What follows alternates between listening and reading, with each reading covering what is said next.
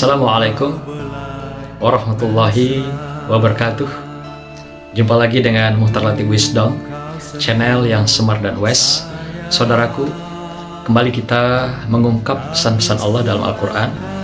Hari ini kita ungkap adalah ayat ke-78 surah An-Nisa yang berbunyi, Ainama takunu yudrikkumul mautu walau kuntum fi burujim musayyadah.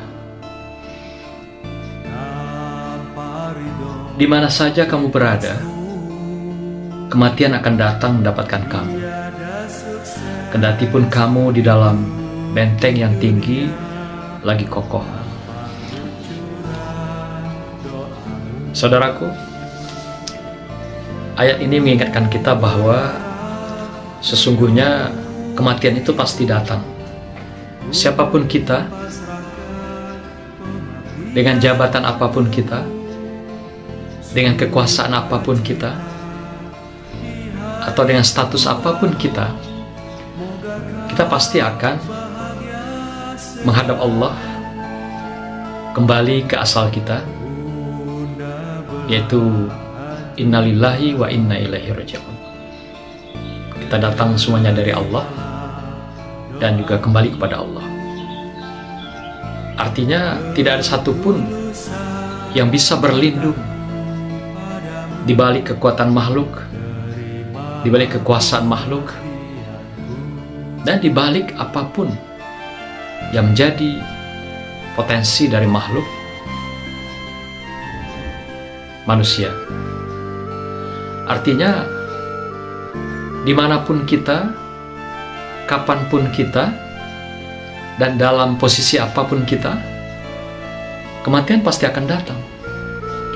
Maka itu secara filosofis kita bertanya,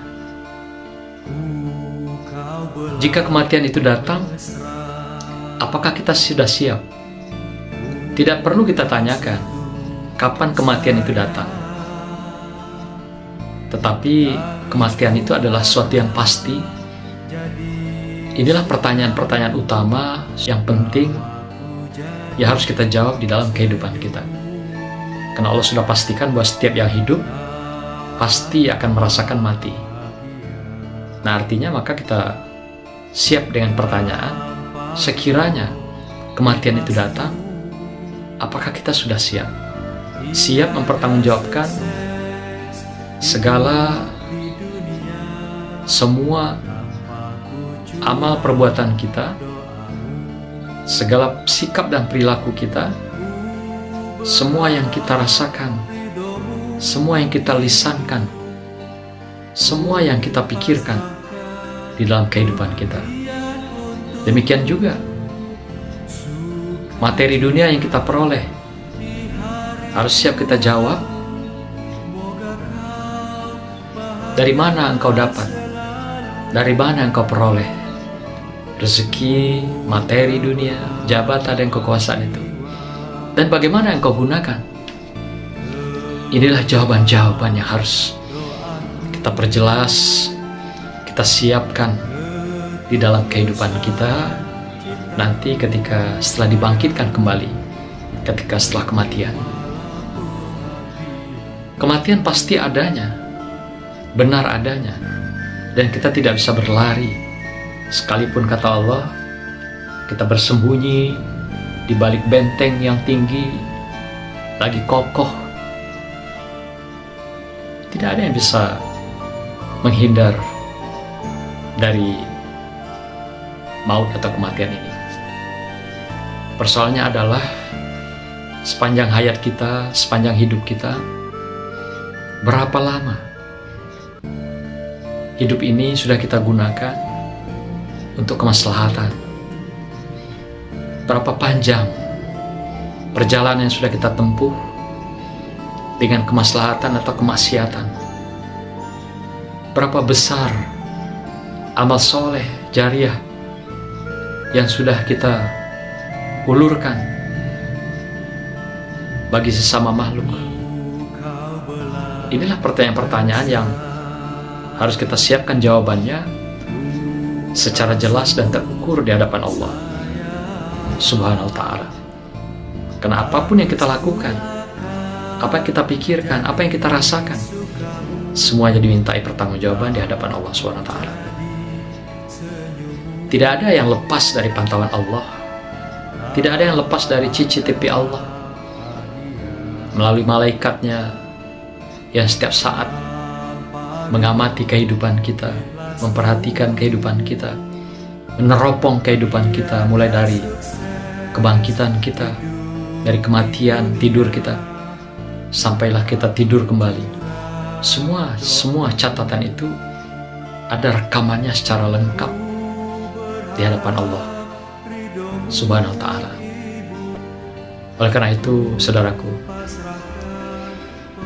banyak sekali yang sudah kita lakukan, banyak sekali nikmat sudah diberikan, banyak sekali anugerah yang sudah diberikan, dilimpahkan pada kita semua, dilimpahkan dalam kehidupan kita di sepanjang hayat kita.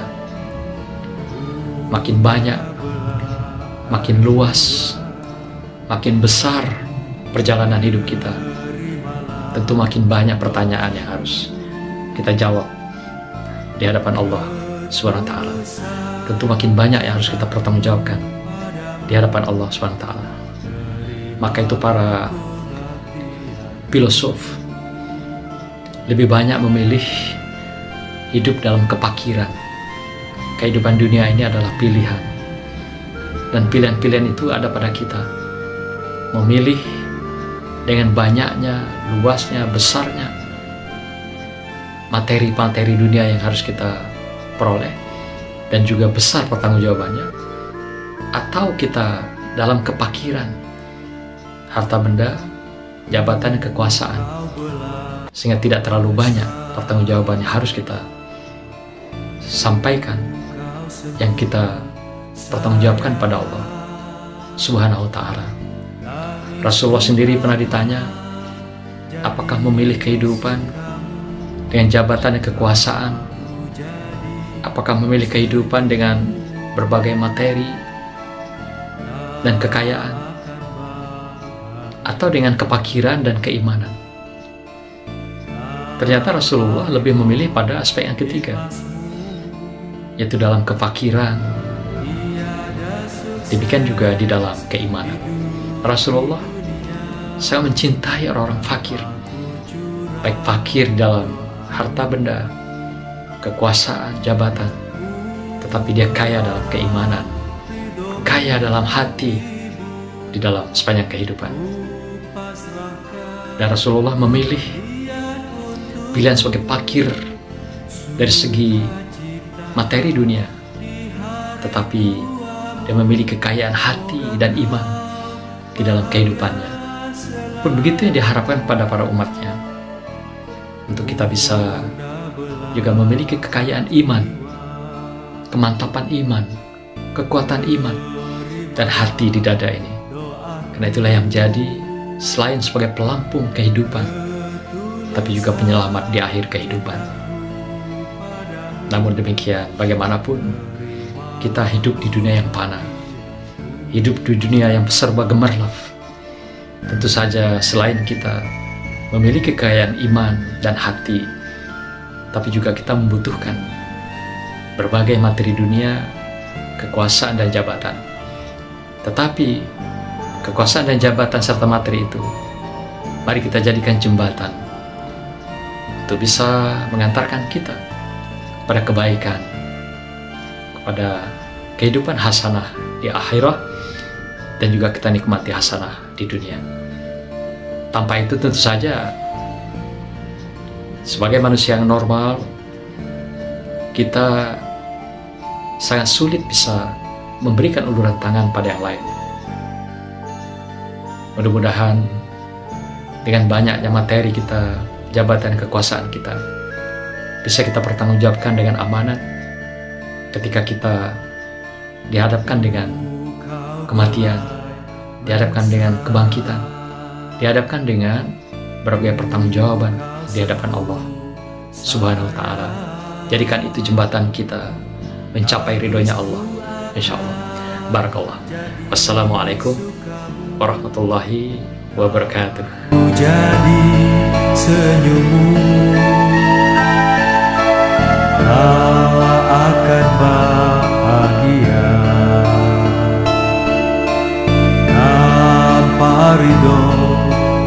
jelasmu. Tiada sukses hidup di dunia